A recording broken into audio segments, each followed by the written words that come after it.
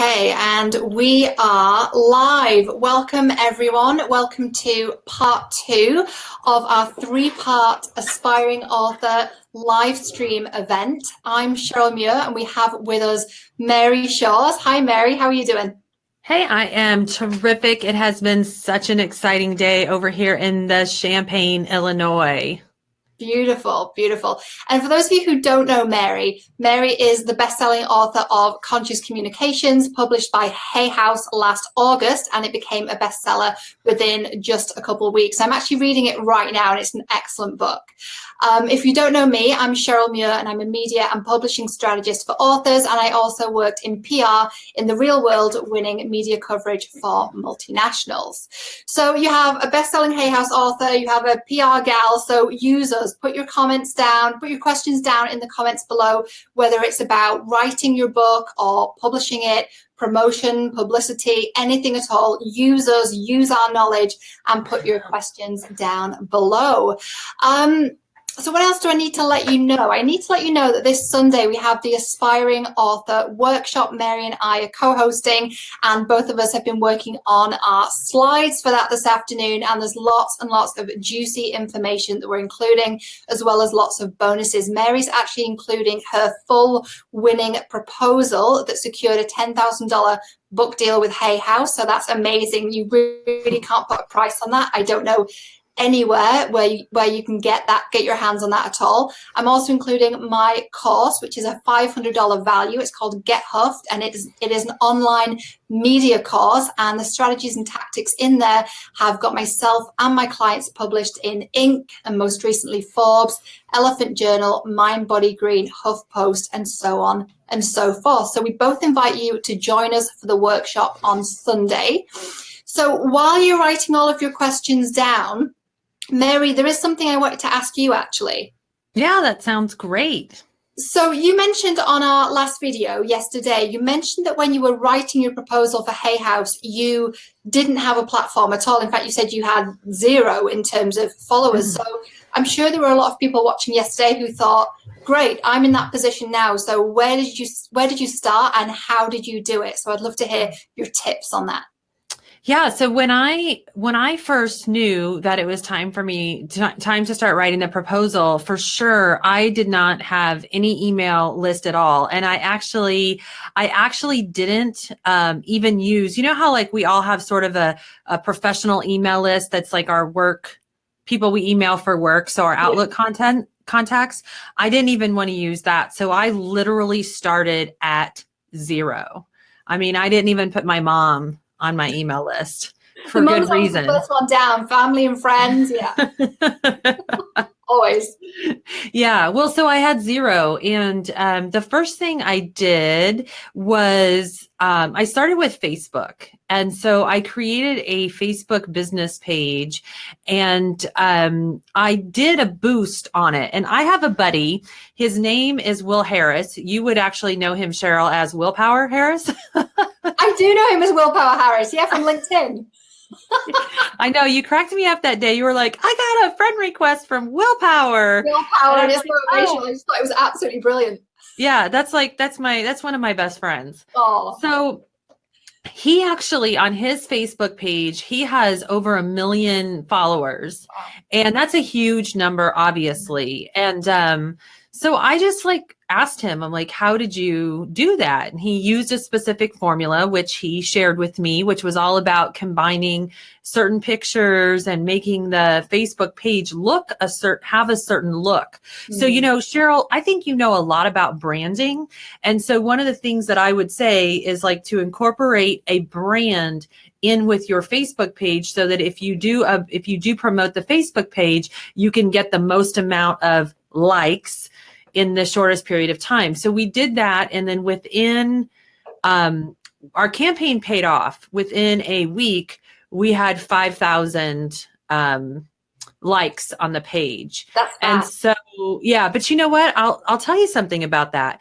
Like, we actually turned the campaign off because it wasn't it was getting people fast, and it was great because it was a beginning of a platform, but it wasn't people that had come to me naturally. So since then we shut that off and we've just let it grow organically. And although it's taken a lot longer, I just really appreciate having that organic growth. Now the email list is another thing. So one of the things people ask me about often is, how did I grow my email list to over 10,000 people in less than 6 months?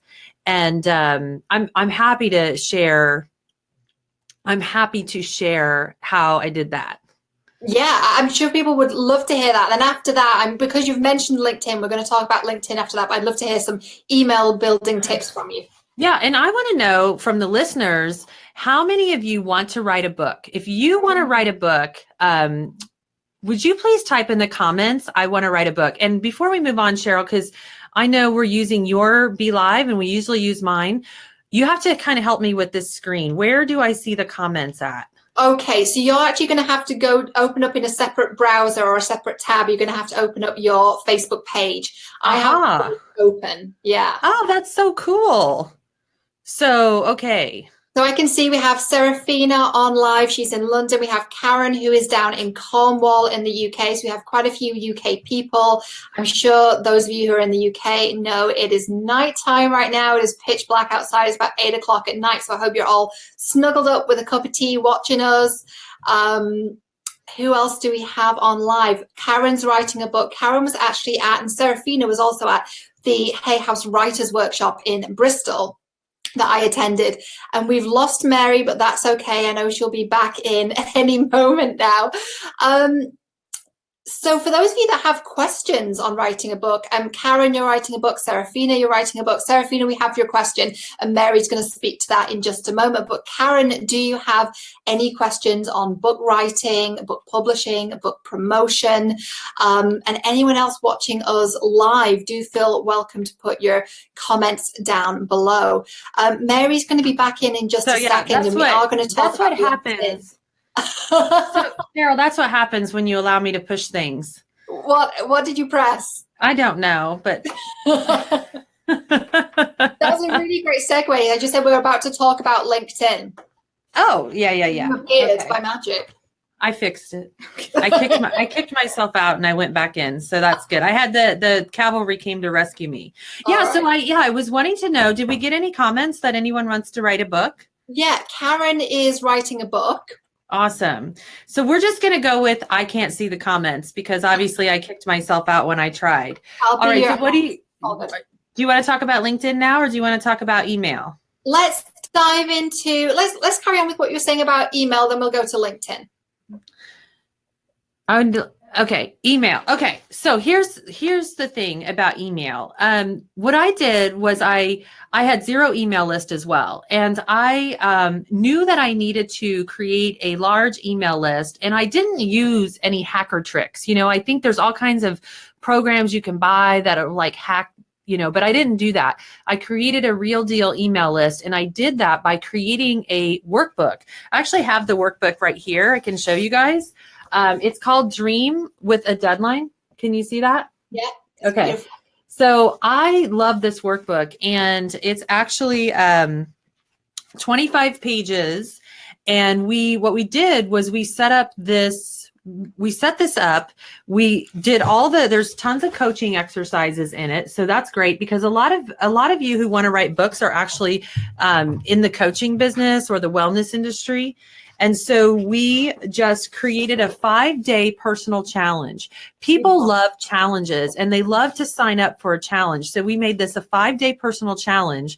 And then we actually created an exclusive Facebook group to go along with the challenge. And that Facebook group actually is Fearless Ambition. And I'm guessing that most of you are already in that Facebook group. And if you're not in the Facebook group, please join. But that's where it got its start from, because we basically created this workbook, and then we invited people to join this Facebook group.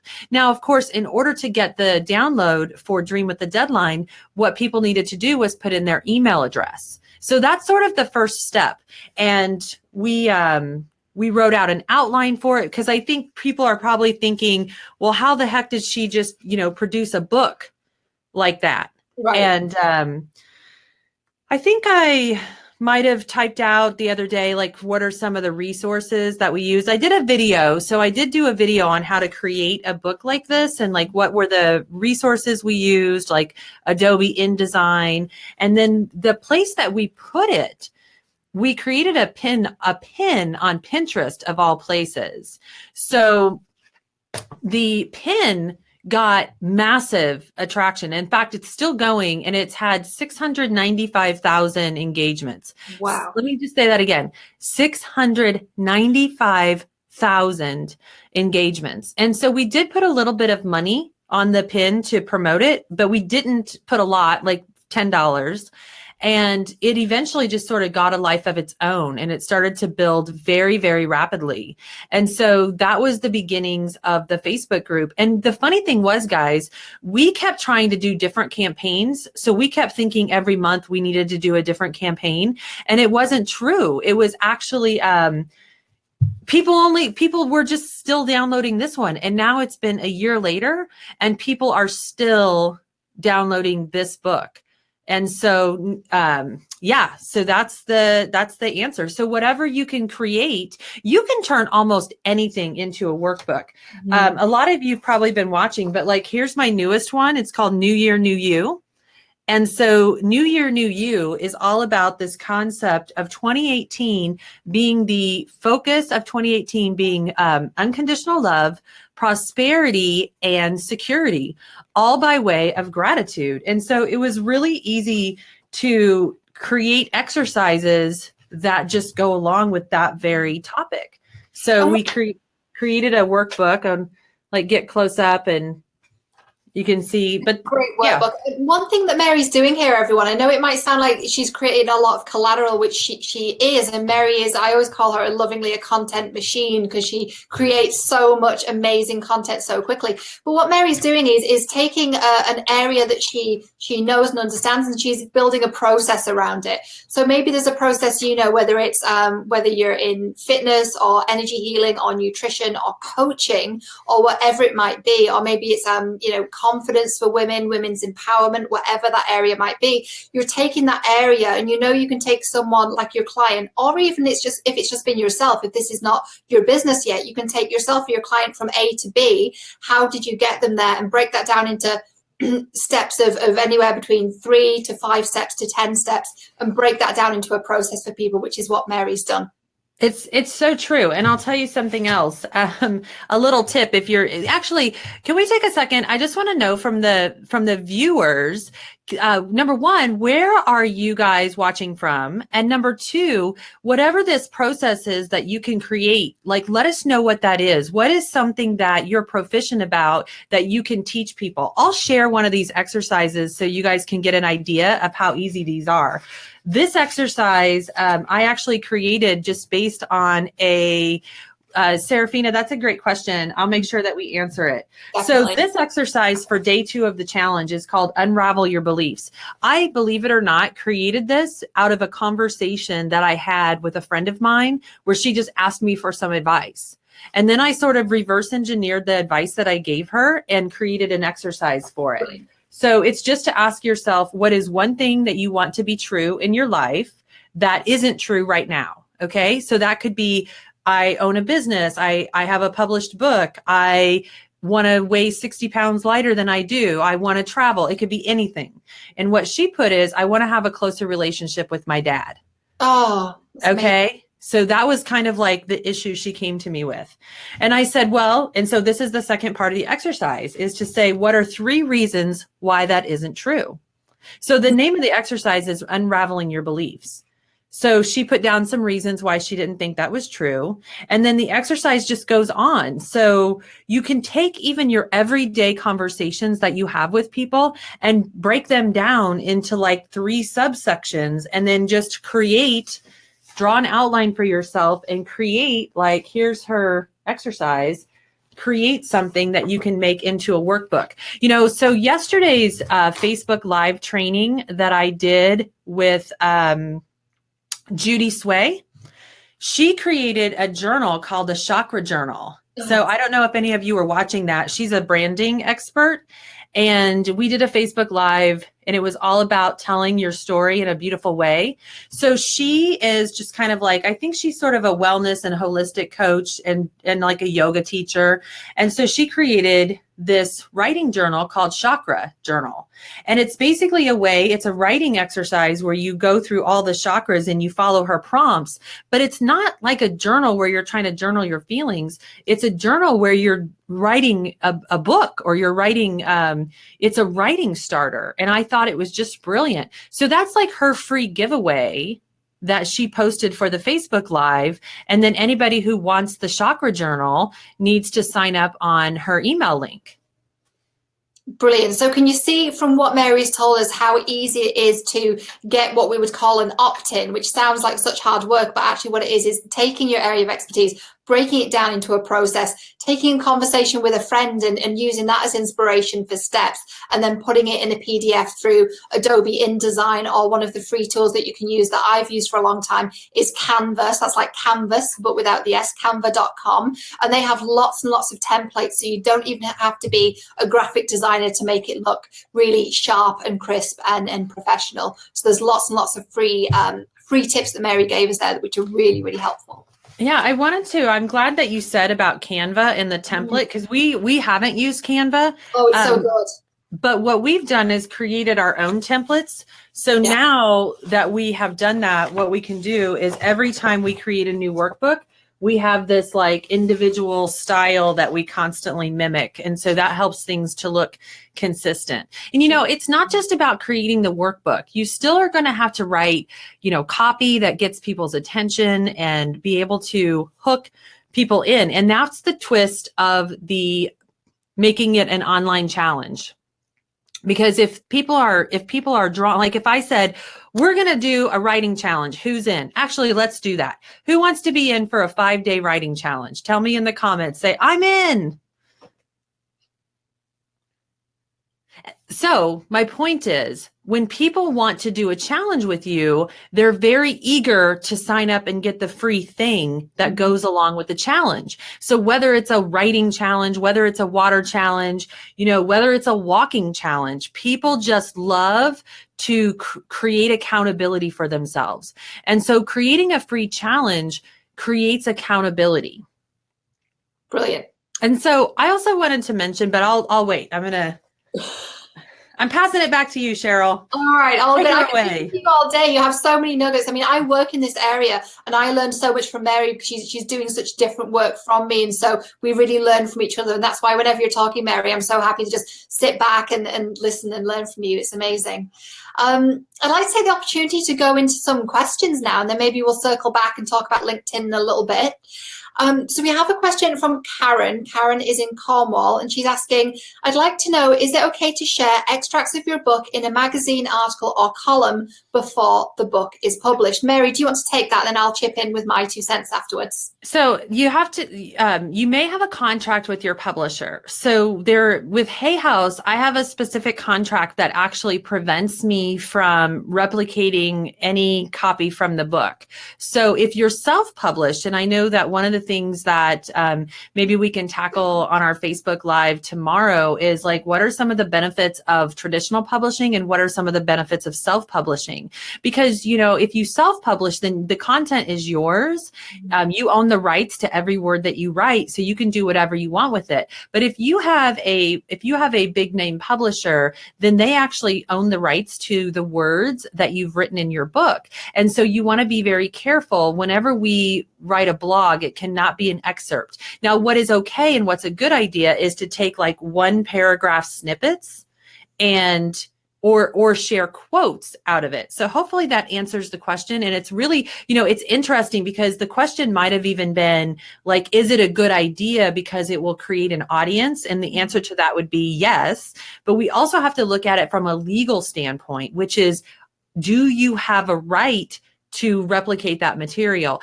And most likely, if it is giving it to a magazine or creating it as a blog post, you want to be really careful. So in my contract with Hay House, I cannot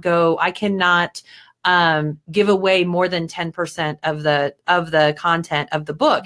And that doesn't mean 10% in one blog post. That means 10% in every blog that I ever write. And that's really interesting. So what you need to do is, if you want to take the concepts in your book and repurpose them for a newsletter or a blog, you're going to need to re-edit them. Mm-hmm. So you can take the same concepts, but it cannot be word for word out of your book. So hopefully that answers the question. Yeah, that's a great answer. And what I was going to suggest now, it's really interesting because I'm from more of a self-publishing and hybrid publishing background where you can do whatever you want with the content. But one thing that you can do, and again, like Mary says, do check the contract and make sure you're adhering to the copyright that you've agreed to, is you can create steps around it and again, create a process, as long as it's not, like Mary said, you're not completely verbatim quoting everything in the book in the entire blog post. So you can create steps around it, create a process. And then at the end, you can mention your book, or you can mention your book in your bio. For example, if you're doing a piece in a magazine, or you're doing something on Mind, Body, Green, or an online outlet. The real advantage with online outlets, particularly when it comes to your book, is that there's going to be clickable links. Whereas in a magazine, somebody's got to physically put down the magazine and reach for their phone or reach for their laptop. Whereas with Mind, Body, Green, or Inc, or Forbes, or whomever, you just click on the link and then you're on Amazon. And then because of Amazon's algorithms and cookies and whatnot, that book may then follow you around the internet until you buy it. So there's the advantage there as well. That's amazing. And so I wanted to mention, to anyone who has signed up for the Aspiring Authors online workshop, let me know in the comments if you've already signed up, because what I have done for us is I have created an exclusive Facebook group for the people taking our workshop. And this is just so that Cheryl and I can share information with you guys, or, post a video. So if you've signed up for the workshop, you will get an invite from me to join the Aspiring Authors Facebook group. And so you just have that to look forward to, y'all. Yeah, another bonus for you, and this one's really good because it's not just a standalone piece of material we're giving you. It's something that you can pop back in and have some follow up and really have a tribe around you, in addition to having access to Mary and myself. So that's really, really good. Roxanne says in the comments, so excited for everyone taking the Aspiring Author Workshop. You're going to be a million miles ahead of everyone else. It took us so long to get started because we had to figure everything out ourselves the hard way. So that's true. Mary and I have been doing this for combined a long time and have experience with this, and we're going to show you the shortcuts to save you time. So that's the advantage there. And for I just noticed Serafina says that she signed up for the workshop and she hasn't gotten an invite for the group. Don't worry about that, because I literally just started the group today. And so what we'll do is we'll send out a mass email to everyone with an invite that just has the link, and all you'll have to do is click on it. If you want to find it, if you go to Facebook and you type in Aspiring Authors, there's actually 2 groups with that name, but you'll notice it because you'll see Cheryl and I's picture. Yeah. So if you want to join the group, but I'm really going to send out an email. That way I know I'm sending it out only to the people who've signed up for the workshop, which I'm super excited about. Hey, I just need to, Roxanne, if you can do me a favor and email Brooke and let her know I'm going to be a few minutes late for my phone call, that would be great. Mary's a busy lady. I'm working while I'm doing this Facebook Live. That's all good. So we have a question from Serafina. She's put her question down in the comments below, and she also has a question on proposals, but I'd like to tackle the proposal one first as well. So Serafina actually went to the Hay House event in Bristol. Yay! And she's saying, looking at writing my proposal, should I pay an editor to do so? The package is very expensive. I would like help, but not quite to that extent. Are there any other avenues? So Mary, when you wrote your proposal, did you hire someone? Was it beneficial? And if someone's not able to do that, what are some of the options open to them? So I think it's a great question. And I think that the answer might be different for everybody. I certainly did hire an editor to help me with the finished product, and I'm very glad that I did. Now, for the Hay House contest, I will say that the last Hay House event I went to, where I was actually the speaker at the Orlando Hay House Writers Workshop, Reed Tracy said on stage that 80% of people hire a help. Now, if you went with the company that was promoted at Hay House, just know that there are plenty of other companies out there that provide that service, and you can get anything from like a read through where somebody reads it and then gives you suggestions, or there's different levels of help that you can get. So if what they quoted you was too expensive, what I would do is figure out how can you get some help without breaking your bank or without spending more than you can afford. Now, one of the things that we're going to do is when we teach this workshop this weekend is I'm going to be teaching you very specific stuff about proposal writing. We're going to go step by step into actually each section of the proposal in a very detailed way. That's the section of the workshop that I'm teaching. But the other thing that I want to mention about that is because you will have a copy of my proposal, you will be able to see a great example of this proposal actually worked and got a book contract. And as a matter of fact, Serafina, I won first prize in the Hay House contest. So for those of you that want to publish with Hay House and you're going via the contest, I am the perfect person for you to learn from, because I know what it takes to win the contest. Yeah, and it is so generous that Mary's including this. She certainly doesn't have to, and she could even just include a little section of it, but she's giving the whole proposal away that she's obviously spent a lot of time on and invested in an editor to get that done. So all of that wisdom is going to be condensed and imparted to you. So I know, Serafina, you are joining the workshop, but for those of you watching, if you're not already in, it is worth joining for that alone, quite frankly, because I don't know anywhere else you can get your hands on a winning 10K Hay House contract. I don't think it's for purchase or sale anywhere. So definitely join us to get a look at what that contract looks like, what that proposal looks like, and get an idea of how to break it down. And Mary's also teaching that section of the workshop, and she's going to go through each part section by section and explain what it means and what works, and examples of what's good to include and what to leave out. So that will be in the workshop as well. Yeah, I'm really excited about teaching that because I had no idea. I mean, it felt very overwhelming in the beginning for me to write a proposal. It felt like I had to write a thesis, like in grad school. So, all right, well, I want to talk about LinkedIn. Yeah, let's do it. Yeah. So I know yesterday we were both, Cheryl and I are both in agreement that LinkedIn is going to grow as a platform. It has been growing. And, part of aspiring authors is we're going to be talking about platform, and we're going to be talking about building your numbers. So like just today, let me tell you how important this is. Yesterday, I know Cheryl coined the phrase, your platform is your power. So earlier today, I was on an online summit. It's like the Millennial Entrepreneurial something online summit. And the lady that is producing it, she said, "Oh, I still have 2 open spots. Do you know anyone that would like to participate?" But the requirement is that they have to have 5,000 people on their email list.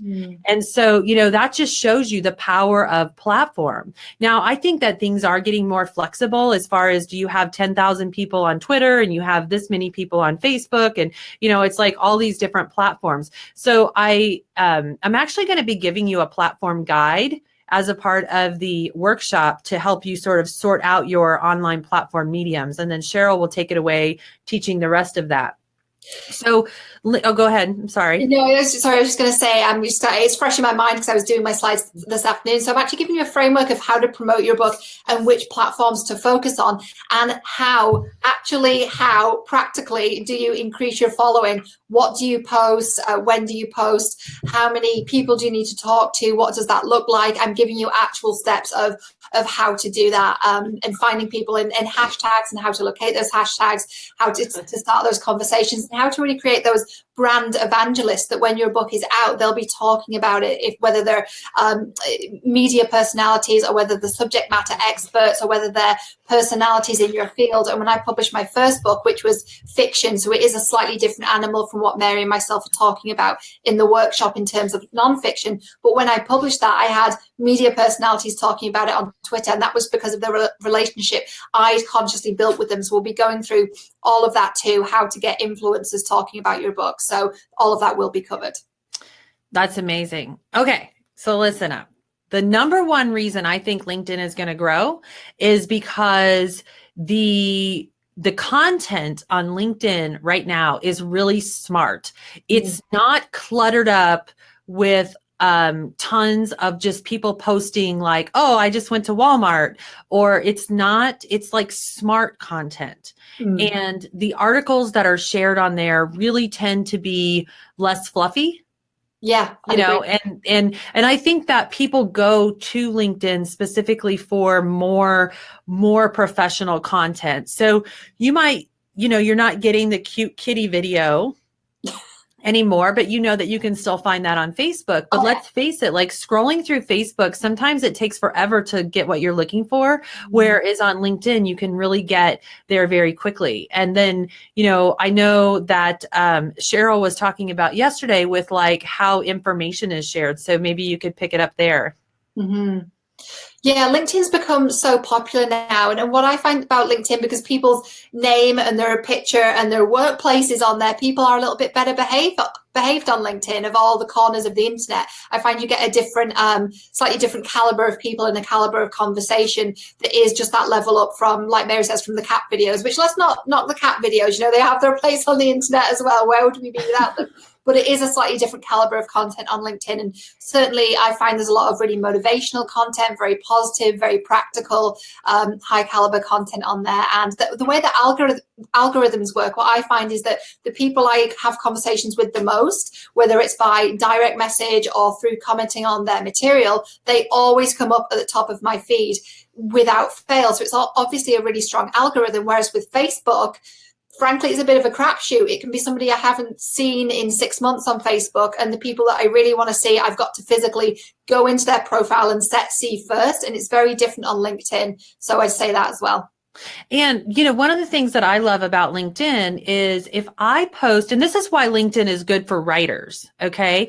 If I post my blog on LinkedIn, you have one of two ways you can do that. LinkedIn actually has a built-in sort of like newsletter or blog software to where you can actually type in and then post a blog that looks like LinkedIn published your blog, which is very cool because it's very professional. And then you can actually take that from LinkedIn and you can share it on Twitter. You can share it on Facebook. You can share it on an email. You can actually just send it out wherever you like. Or the other way you can do it is if you've posted your blog on your regular like WordPress account, then you can share the WordPress, like, so mine would say, maryshores.com, and then share it onto LinkedIn.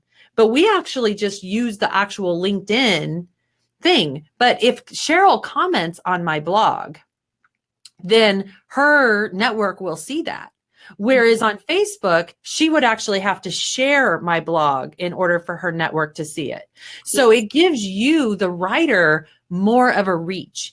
And the word reach is very important. Cheryl, can you explain what the word reach means? Absolutely. So if you publish a blog post on your platform and say you have 100 followers, your reach is going to be 100. Whereas if Mary comments on said article and then it gets the article in front of her audience, which is 1,000, your reach is now your audience plus Mary's audience, which is 1,100. So your reach is how many people are viewing your content. It is a little different to audience. It is literally how many people you've reached and how many views you have, but the reach is so much bigger on LinkedIn because of the way the newsfeed is populated with people's activity. Like Mary said, someone can comment on your blog and it will come up in then my feed or Mary's feed. Mary has commented on Cheryl's post and it gets then my content in front of her followers. And if she has a larger following, that increases my reach. So I hope that explains a little bit about reach and why LinkedIn is so strong in terms of reaching more people. Yeah. And also there's a lot of other influencers talking about LinkedIn growing. Mm-hmm. So Lewis Howes is always talking about LinkedIn. And I think that that's because that's where he originally created his platform was LinkedIn. And Gary Vee is very active on it as well, which is always a giveaway because he knows what's about to happen. So if Gary Vee is active somewhere, I'm going to be interested. Yeah. And it's interesting that you mentioned Gary Vee because he is someone that I had never paid any attention to until he was on LinkedIn. And I started seeing some of his videos, and I have very quickly become a Gary Vee addict. And like even some of the stuff that Cheryl and I are doing, because Gary Vee is always talking about documenting versus creating.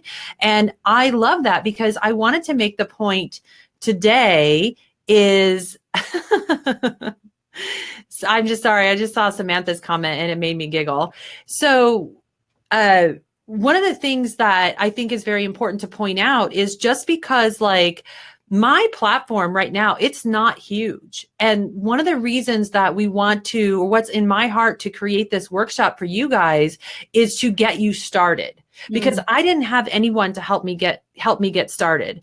And my platform is not huge. I'm not like Maston Kipp. I'm not like Gabby Bernstein, but I am headed that direction. And I am so willing to take each and every one of you on that journey with me.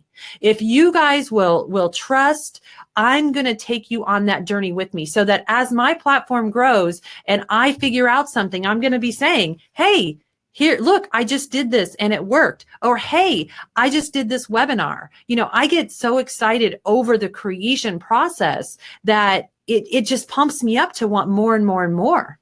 Likewise. And it is so interesting for me with my background is being very traditional public relations, which, by the way, is different from marketing. I know a lot of people think the lines are quite blurred and they turn into one another, but the principles of public relations remain the same. But as platforms add new sections and new products and services, like I know with Instagram there's been the new highlighted stories feature for Instagram stories on the on your profile on Instagram. You can now add those highlights.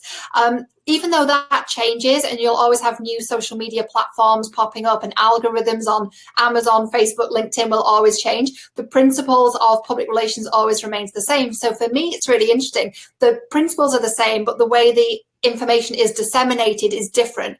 So it's really interesting for me to keep a handle on what's happening in terms of the software when the way the way I'm communicating is actually the same. It's just the platform is different, if that makes sense. Yeah. So listen, I have a phone call that for my JOB guys that I have to do, but I want to do something fun as we start to wrap up here. I want everybody to repeat after me, and we're going to do this in the comments. And I got inspired to do this yesterday because somebody said, I have a fantasy to publish with Hay House.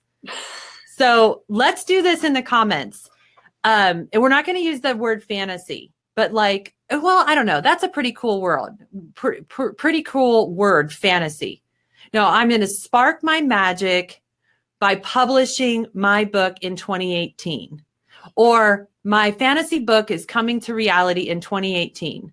And I want everybody to put that in the comments because I believe in the power of affirmations. Yeah, I'm doing it too. I don't know I can't type a comment. That's not fair. But yeah, everybody, and Cheryl, I know Cheryl, when I say Cheryl, I mean Cheryl Russell. Cheryl, you have that big thing about getting an album cover this year. Put that in the comments. My fantasy that's becoming my reality in 2018 is a record cover, album cover. So Cheryl, who was watching, my book will be published in 2018. Woohoo! Go, Karen. Awesome, Karen. So what's awesome about Cheryl, the other Cheryl, is she is a photographer, and she really she does amazing photography for big name bands like Shinedown, and she wants to get an album cover. So let's all set that intention for Cheryl to get an album cover and for Kim to get her contract with Hay House, which, by the way, guys, yay, my reality is an album cover. Amazing. Cheryl, I love that about you. I gave her a big shout out. That is going to be one famous girl, as are all of you. So here's my little announcement. I actually just found out today that I'm going to be going to Hay House. I'm going to be going to Hay House to do a lunch and learn. I'm so excited, you guys. Like, how cool is that when your publisher wants you to come and teach them? That's very cool. Yeah, I'm pretty cool. I'm pretty excited about it. So listen, keep the comments coming, because Cheryl and I are doing our number 3, part 3 tomorrow. So any questions we didn't answer today, what we'll do is we'll pick them up at the beginning for tomorrow. And then, make sure, if you guys, we still have a few signups. We actually got a bunch of signups today for the Aspiring Authors online workshop. And what you're going to get with that for only $79 is you're going to get a replay of the workshop that you can keep forever. You are going to get, this is like, I know this is what I'm most excited about, is the $500 master course. I honestly cannot believe that Cheryl she says that about me giving the proposal, but I feel that way about her giving the master course, because I am going to dig into that. And that will be more of a self-study course. So she'll give you a login to all of that. You're also going to get my chapter planner. I've created a platform guide for you guys. I've also created a competitive titles analysis guide that is going to walk you through step by step how to do your competitive titles part, because there is a section of the proposal where you need to compare your book to other people's books. And so there's a very, you need to do that in a very elegant way. And so I have a guide for that to teach you how to do that. Did I leave anything out? Because I know we have the social media cheat sheet. Yeah. Did you mention your chapter planner? Chapter planner, social media cheat sheet, which is the pitch note guide as well. So a pitch note is an email that you send through to a media outlet, whether that's radio, TV, magazine, or whether it's podcast and guest blogging like Inc. and Forbes.